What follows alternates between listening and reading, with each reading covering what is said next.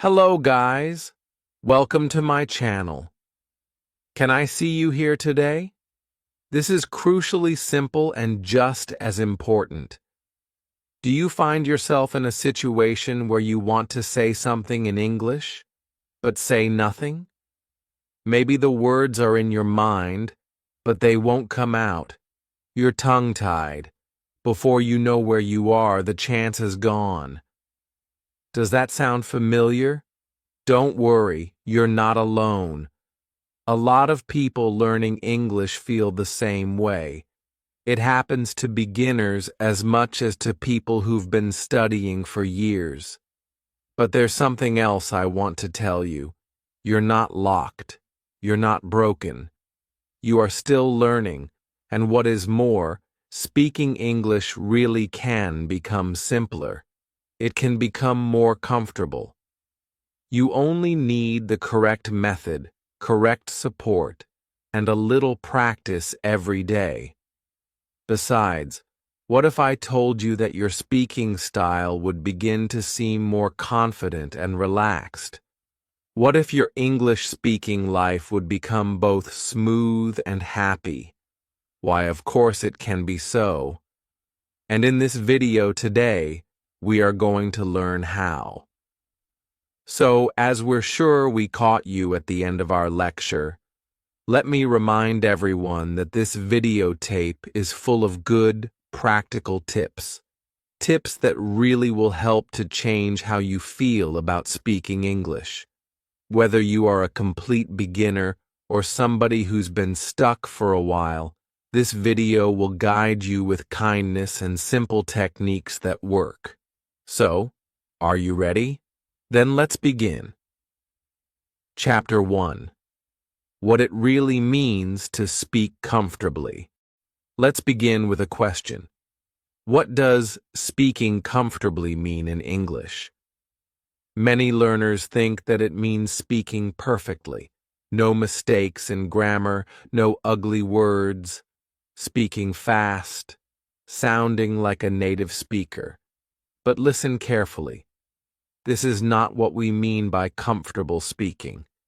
Comfortable speaking is not about flawlessness.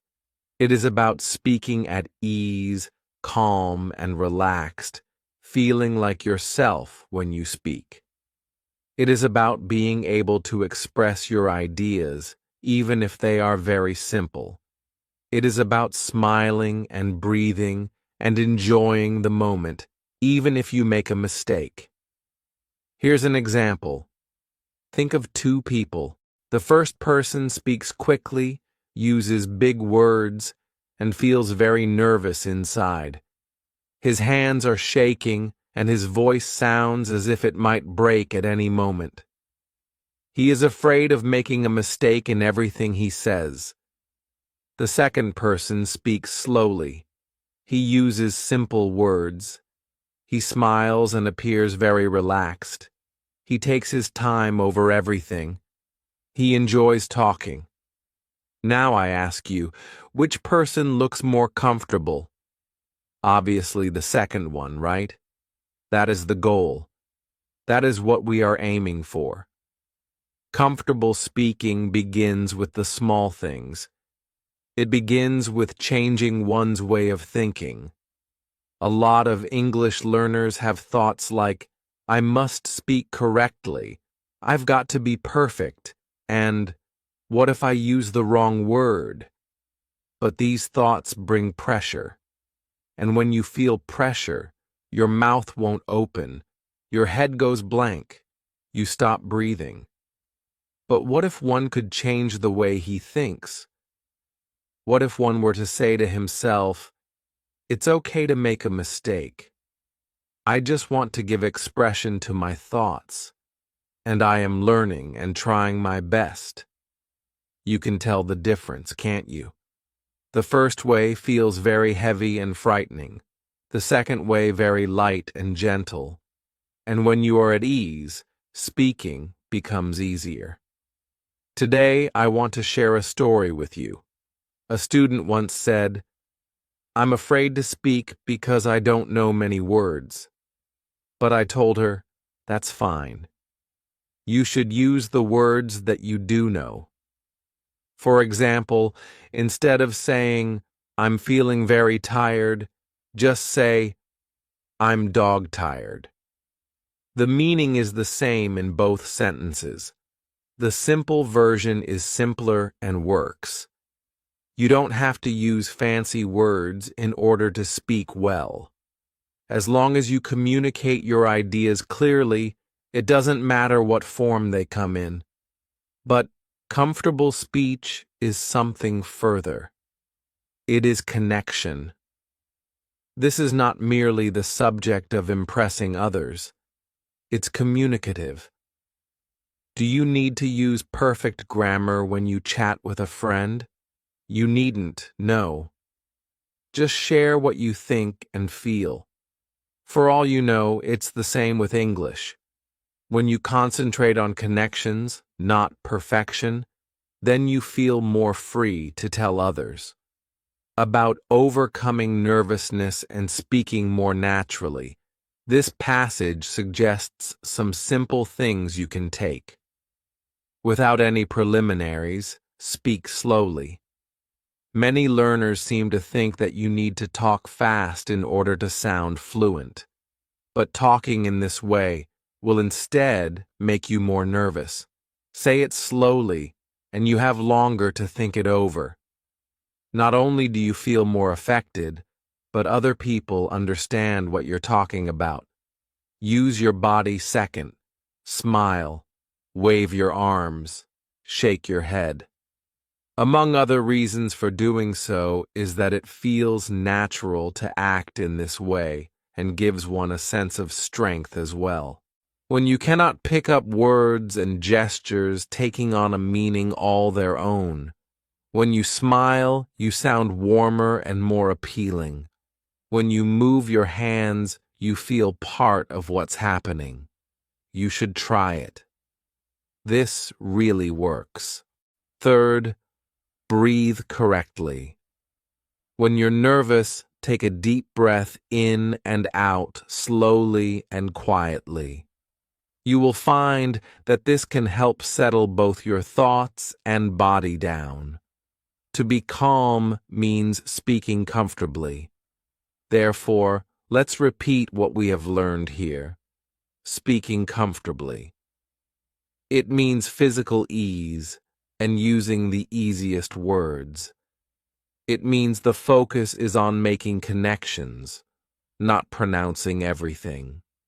It means speaking quietly and moving your body, as well as staying calm. But most importantly, speaking comfortably means being nice to yourself. You don't need to wait until your English is perfect to speak comfortably. You can start right now using the English you know. Every word spoken is progress, and every sentence you say increases both your strength and ability. So in fact, you are now within the ambit of comfort. So next time you speak English, don't try to be perfect. Just try to be comfortable instead. Take your time, smile, breathe, speak from your heart. That is sufficient. In the next chapter, we will show why confidence is more important than grammar, and how even with simple English, understanding yourself allows you to speak better. Are you ready for that? Together, we can. Chapter 2. Why confidence is even more important than grammar. May I ask you a little question? Have you ever kept silent in a conversation because you were in doubt about grammar? It could be that you already knew exactly what you needed to say, but then thought to yourself, suppose my sentence is wrong. Suppose my grammar is bad. And so you said nothing after all. This happens to so many English learners. We get trapped, not because we don't have words, not because we cannot speak, but because we are afraid of committing a slip. That fear paralyzes us. And today, I would like to help you break free from it. Oh, don't take this wrong. Grammar is useful. It enables us to speak clearly and organize our thoughts. But let me tell you, confidence is more important than grammar when it comes to speaking. Actually, confidence is more important than grammar. When you believe in yourself, you speak. And when you speak, you improve. If you don't talk, who will? Better to try out your imperfect grammar than never get going at all. If you pitch in with confidence, even if your grammar isn't perfect, people will still understand you.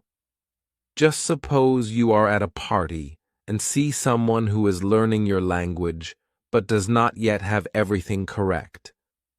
They are smiling hard, putting their all into it. Their lips are part of them.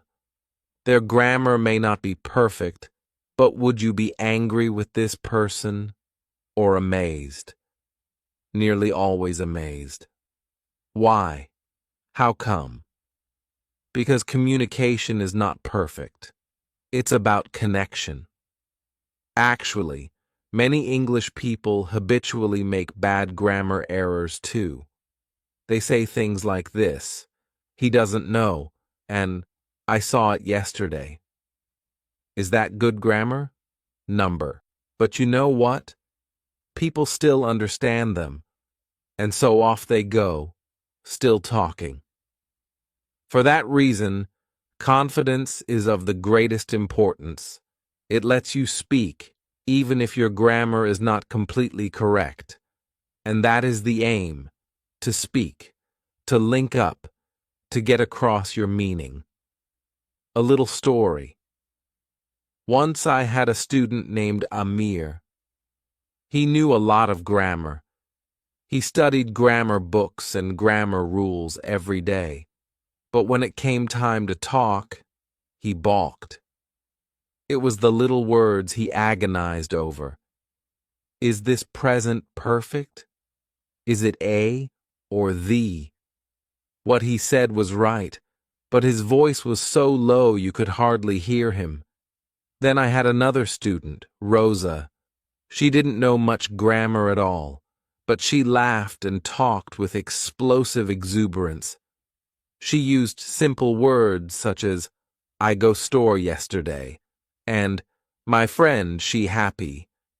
No, that wasn't good grammar. But everyone was delighted to talk to Rosa. She was self-assured. She dared to give it a try. And because she kept on talking, her English kept on improving. How do we build confidence? First of all, it's not like opening a can of beer. It is simply some little methods. Now let me explain how you can increase your confidence.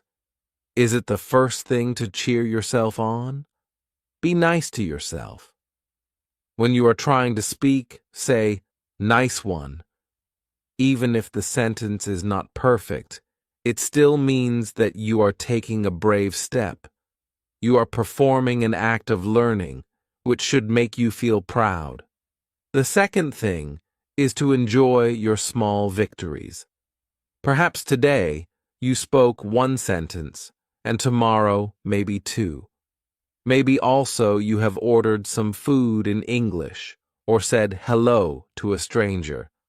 All these are victories. They may seem trivial at the time, but they all represent steps forward for you. Every small step helps to make you more confident. Third, place confidence in your ability. Believe that you can get better. Confidence isn't that you don't feel scared. It is that you feel frightened, but still do it. And every time is different. Now on to the really big topic, speaking without making too many mental notes of what to say. Sometimes thinking too much can actually make it harder for you to speak. Your brain begins to worry about grammar, about pronunciation, and about the organization of the sentence.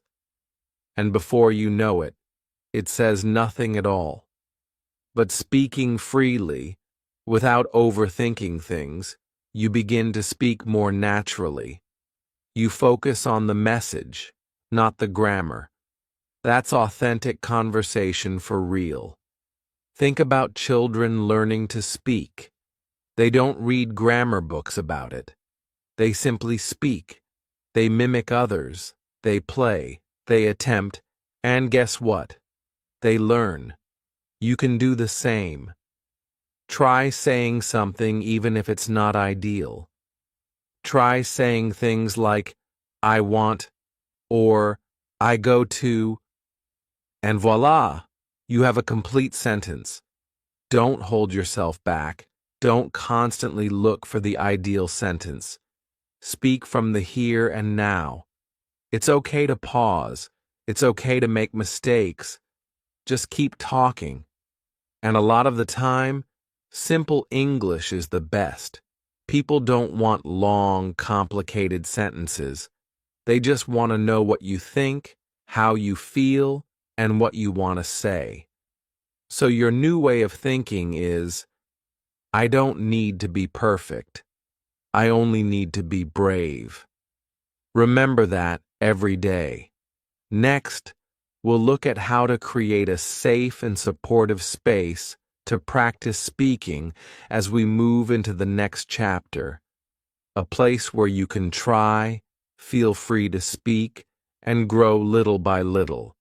Are you ready? Then let's carry on. The third chapter, the small, daily habit. That makes a big difference chapter. Let us start with some simple truth. It doesn't need a fancy program to enhance your oral English skills. This chapter reveals some simple, hands-on habits that can greatly improve your English. Everything here is for people who are just starting to get the basics. At the very least, first, let's say why these small habits are so important. Have you ever seen how a small plant grows up? It gets a little bit of water every day, enough sunshine, and the right care. At the start, the scene happened and completely changed. But with time passing by, the plant grows incredibly strong and then taller. This goes for speaking English. Regular care lets your confidence grow. Not all at once, but many slow little steps are coming from one powerful habit softly after another. The first habit I was about to introduce to you. Speaking English online. Of course I do. You can speak for yourself. This is when you are all alone anyway. In this way, it's easy to get some practice without any partner or lesson plan involved. Just go ahead and say something.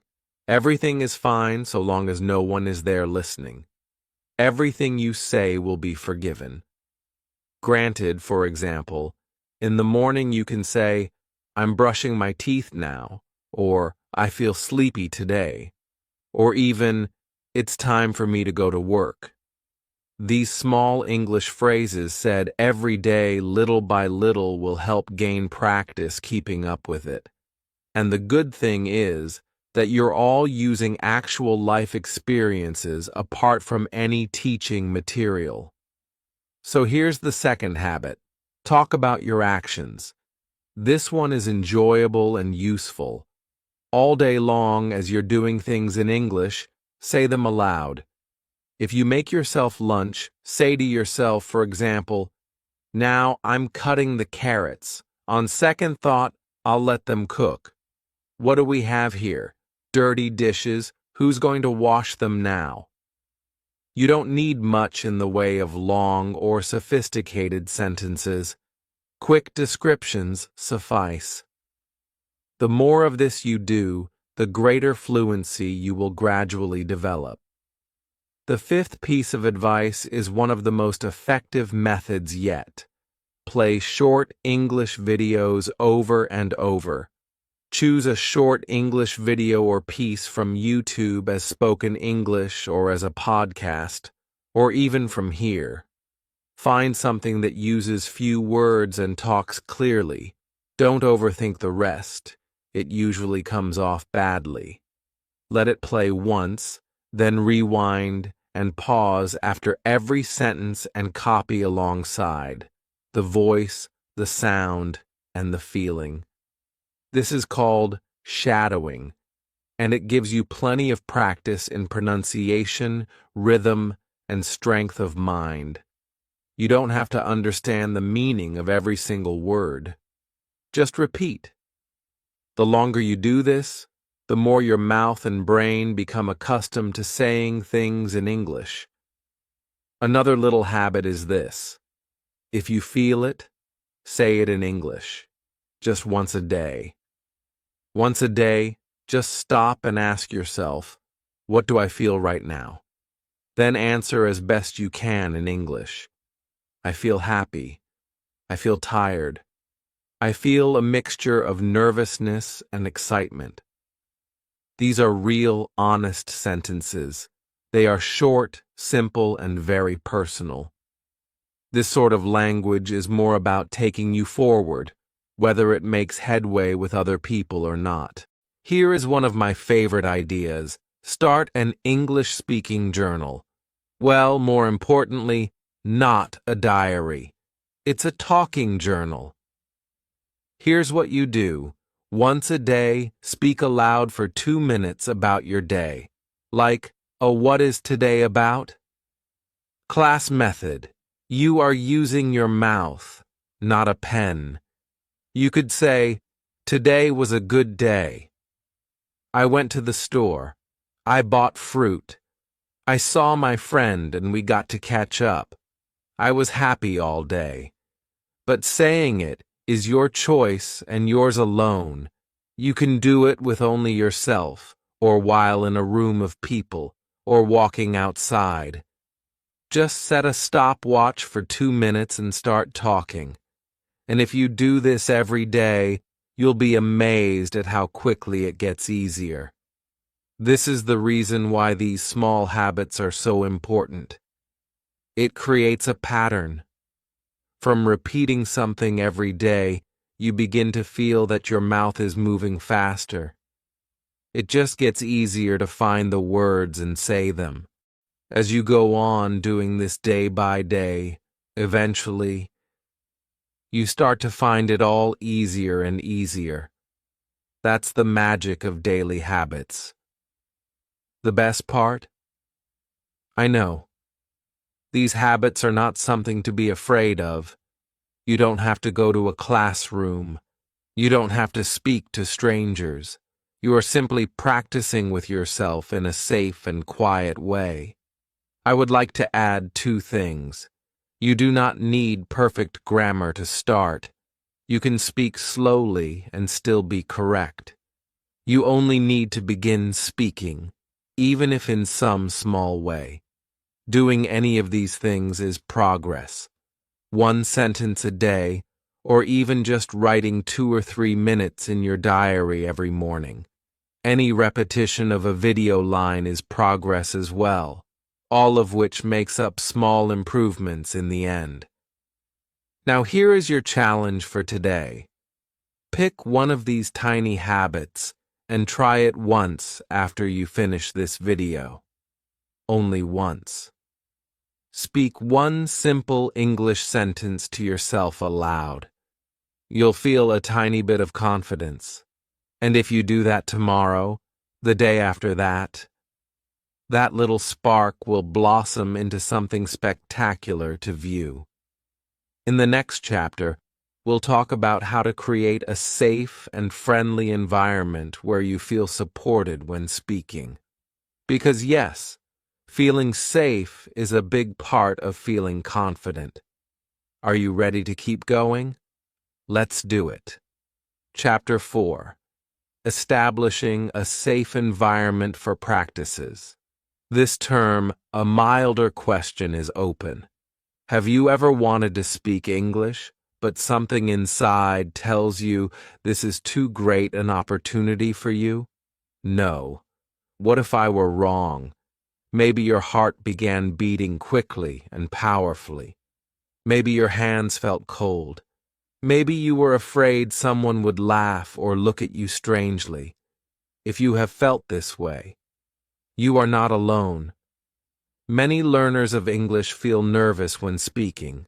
They don't feel safe. When we don't feel safe, it's very hard to practice. That's why this chapter is so important. We're going to discuss how to create a safe environment for speaking, a place where you can let go, but don't have to feel self-conscious, a place filled with encouragement and warmth where no one makes judgments on others. Because the truth is, you don't need a big classroom or a native speaker to improve your English. What you really need is a site that feels like a safe kind of milieu. Speak with kind people, because that's the first idea. If they are your family, a little more patience is needed. A friend who is also learning English, or someone who listens but does not correct every word for cases. He didn't even answer to be a teacher with a red pen. He simply smiled and said, "I understood what you said. Well done. This is a very good job." Speaking with kindness means that you have brought many benefits upon yourself. It means you test new things at the same time. This is real learning. But what happens if you can't find anyone like that where you live? Don't worry. There are more attractive choices still. Here's the second idea. Join some friendly groups for beginners on the internet. There are many English-speaking groups on apps and websites, and on every type of platform you can think up. Some are free of charge and open to anyone who wants to practice. Others are explicitly aimed at beginners only. However, in a group like this, everyone is learning. Everyone makes mistakes. And everyone is ready to cheer each other on. No pressure, no face loss. Look for a group that says things like friendly, beginner, or practice together. You will likely find that most people in the group are just like yourself, kind, nervous, and eager to improve their abilities. Next, let's say one of the safest places to practice is by yourself. Yes, just by yourself. You can speak English to a mirror, to your pet, or even to a plant or object in your room. At first, these may sound a little bit silly, but they do help. When no one is watching, you feel at ease. You can be lighthearted. You can try new ideas. Your voice can be gentle, can make mistakes, and can laugh. Gradually, the fear will be gone. They overlooked that here. All at once, stand in front of the mirror, smile, and say, "Hello, how are you today?" Then answer yourself, "I'm fine, a little tired, but happy." Every day, do this for 1 minute. It's small but mighty. Another option is to have a teacher know your level and work with you in group classes. Some teachers are high-level experts, but forget what it feels like to be a beginner.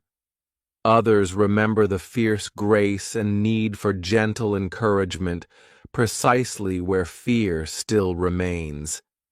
These are the teachers you want, the ones who smile when you say a word, who listen more than they correct, who helps you feel brave, who makes you feel good inside.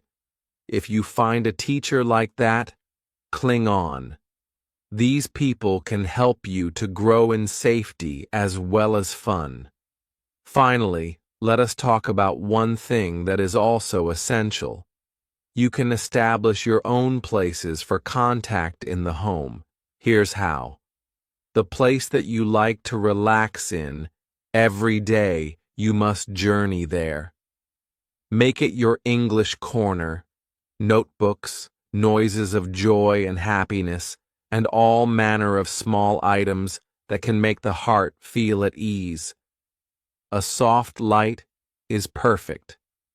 Line the wall with love-filled post-its, like this. It's okay to speak slowly. A wrong answer is better than no answer at all. That tiny little corner of freedom becomes your own special space. A place to feel English is warm and not intimidating. Most important of all, be kind to yourself. The voice that makes us afraid doesn't always come from outside. It might be inside, where it says things like, "You're not good enough. You sound silly. Don't try, because you'll never make it." That voice is not your friend. You do not need it. Then just talk to yourself as if you were talking to a friend. Say to yourself, "I'm doing my best. It's okay to be slow. I'm proud I'm trying." When you speak gently to yourself, your mind also becomes a gentle place to live. Therefore, remember, a safe environment isn't just a room. It's a state of mind. The feeling that it's okay to try. The feeling that it's okay to grow slowly. The knowledge that you aren't judged. You are supported and you are deserving of that. Now, before we go any farther, I want you to take a good, deep breath and say something with me. I don't have to be perfect. I just have to be myself. Good. In the next chapter, we'll learn how to turn our mistakes into lessons and even into confidence. Mistakes are not the end. They are only the beginning of true learning. Are you ready? Let's go. Chapter 5. How to deal with errors without fear. Every language learner worries about something: making mistakes. Mixing English with your mother tongue? Of course you are. You're just learning. Or haven't you ever seen kids playing soldiers and shooting each other? None of that military language. It's all noun left or verb left or whatever. I have an old BBC clip for you to practice like mad, so that should take care of your noun left problem. But when you do speak in English, do you feel embarrassed? Like the world wasn't normal? Maybe you forgot a word. Or perhaps the New York Times got your grammar wrong, and now they think that an orange should be round instead of square, for example. At that moment, maybe your heart sank. Maybe you thought, I can't do this. Maybe you promised yourself, next time I'll be quiet. If it happened to you, please remember that you are not alone. Every English learner, every single one, felt this way. And do you know what? Even native speakers make mistakes when they speak. Sure, they forget words. They start a sentence, then change it halfway along. They say he when they mean she. They hesitate, pause, and then say, oh wait, let's try that again. So if they can, so can you. In this chapter, we're going to change your perspective on mistakes. We'll show you how to welcome them instead of being afraid. Because a mistake isn't failure, it's bravery. That means you tried, and trying is how we grow. Let's try this thought. Mistakes are normal. Think of a baby learning to walk. Does the baby fall? Yes, many times. But does anyone say, "You're bad at walking"? No. Everyone smiles and claps, saying, "You're doing great."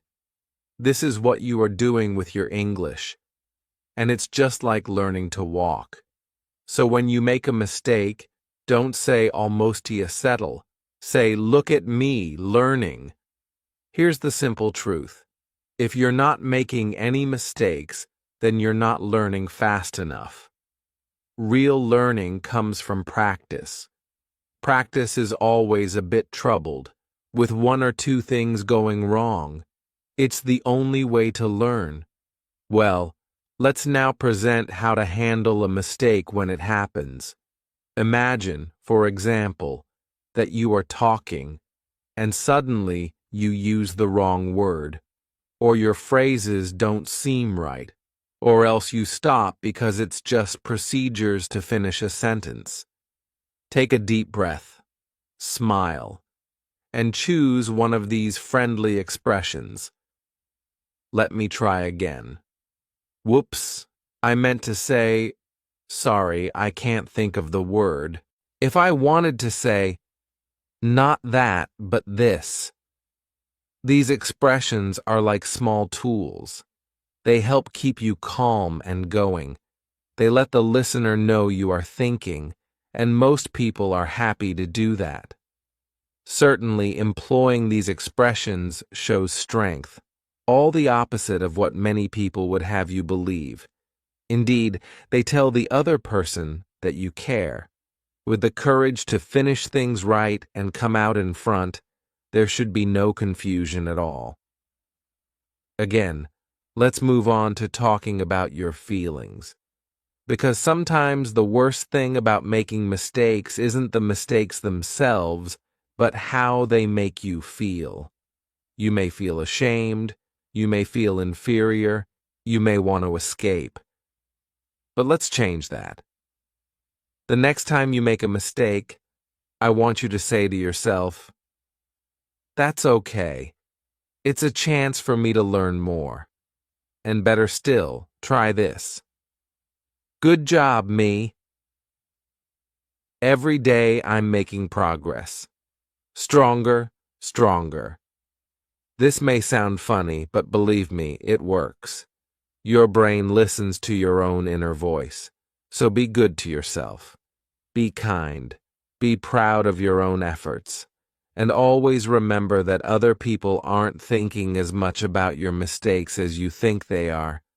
Most delightful people just want to know what you're trying to say, not whether your grammar is perfect.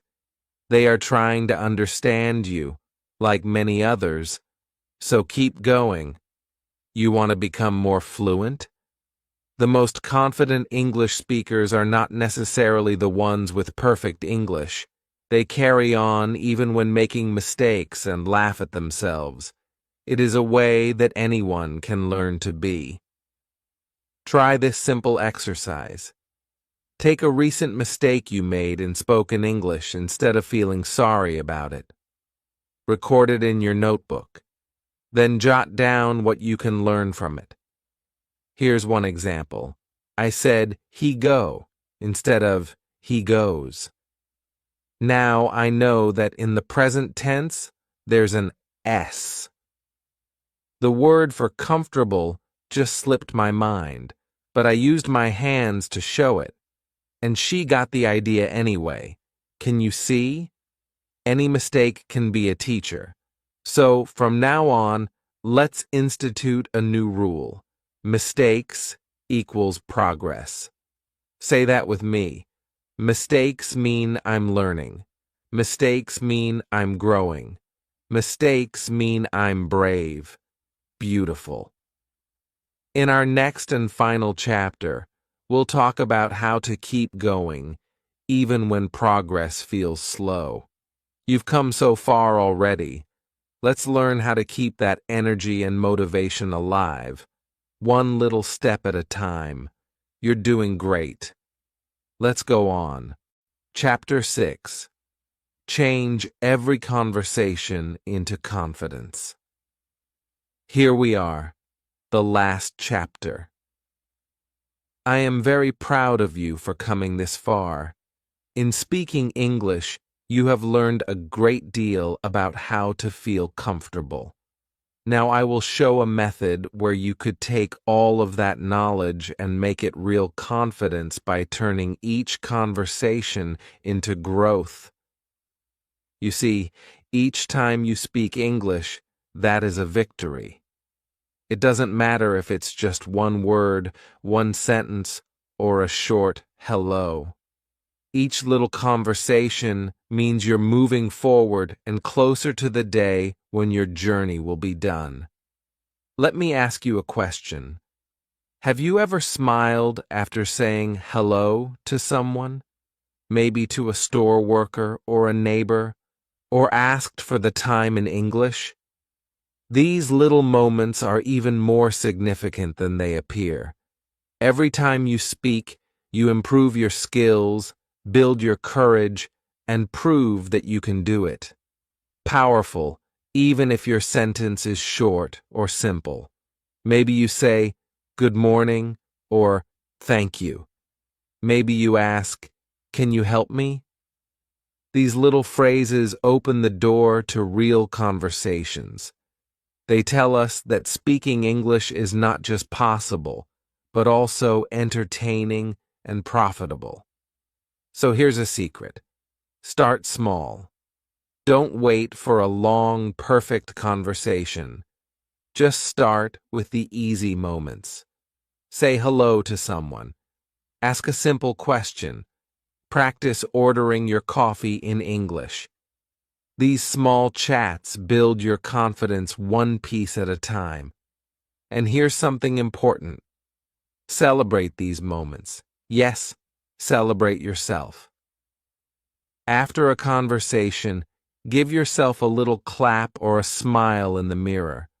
Write down what you said in a notebook or on your phone. This helps your brain remember success, and it gives you motivation to keep going.